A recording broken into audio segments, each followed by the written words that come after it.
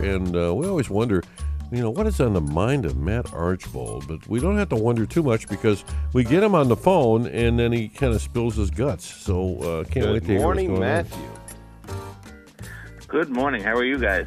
Wonderful. Doing great. I always encourage everyone to visit your website. Now I have a personal reason to do that. CreativeMinorityReport.com.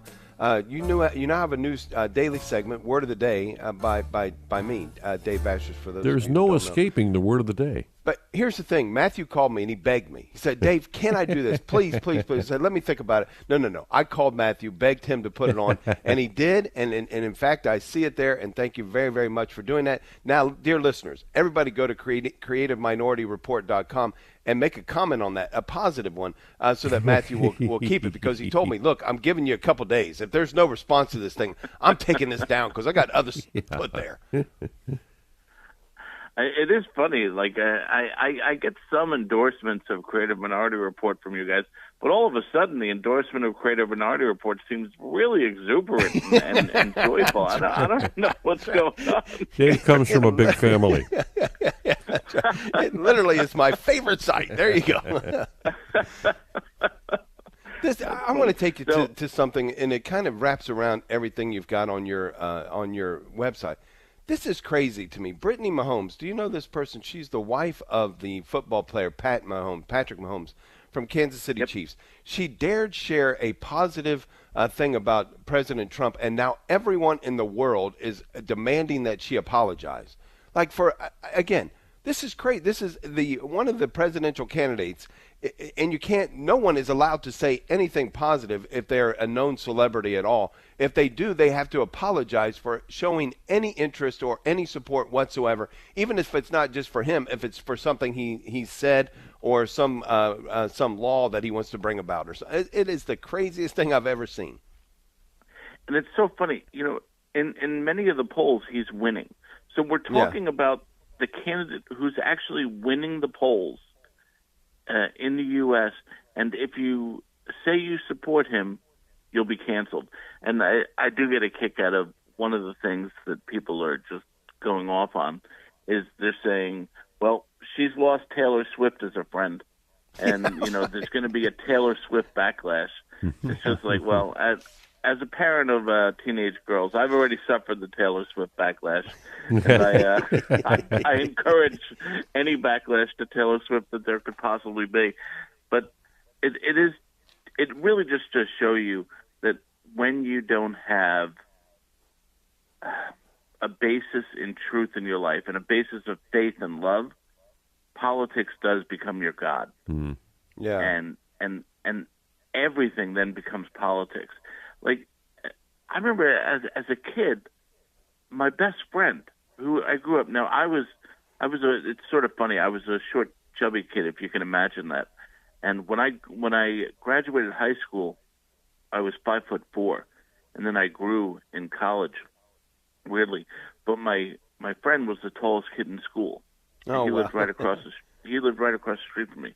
We were best friends, and we used to do the Abbott and Costello, who's on first routine for every talent show every year. As you might imagine, I was Costello. I didn't want to confuse you there.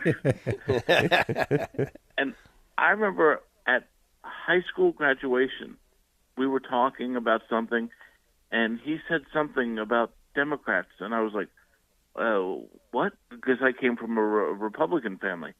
And so the kid I had gone to school with my whole life, he turns out his was a family of Democrats, and I had never had any idea. Like, we had no idea. And it just I can't even imagine that happening now, because politics is in everything now. Mm. It just has seeped into every facet of our lives. But there should be avenues that don't have to deal with this, because life is more than politics. Well, life should be more than politics, but it seeped into everything, and it just controls everything, and it's poisoned everything. Mm-hmm. And that's the way they want it. I mean, that's the way they made it. Yeah, that's by design. Yeah. Did you hear about Vermont? You guys must No, have seen that I mean one. on your website, yes, but I have not seen this anywhere else. So you can't call your child's son or daughter in Vermont, huh? Yeah, that's what the Department of Health put out a warning, saying you don't want to call your child's son or daughter because that could harm them. So just call them child or other names. How crazy is this? The same people have got to take over. And this is what I've been saying. Us Catholics, we've done. I was just at a Catholic conference in last weekend. Actually, I took my wife up to.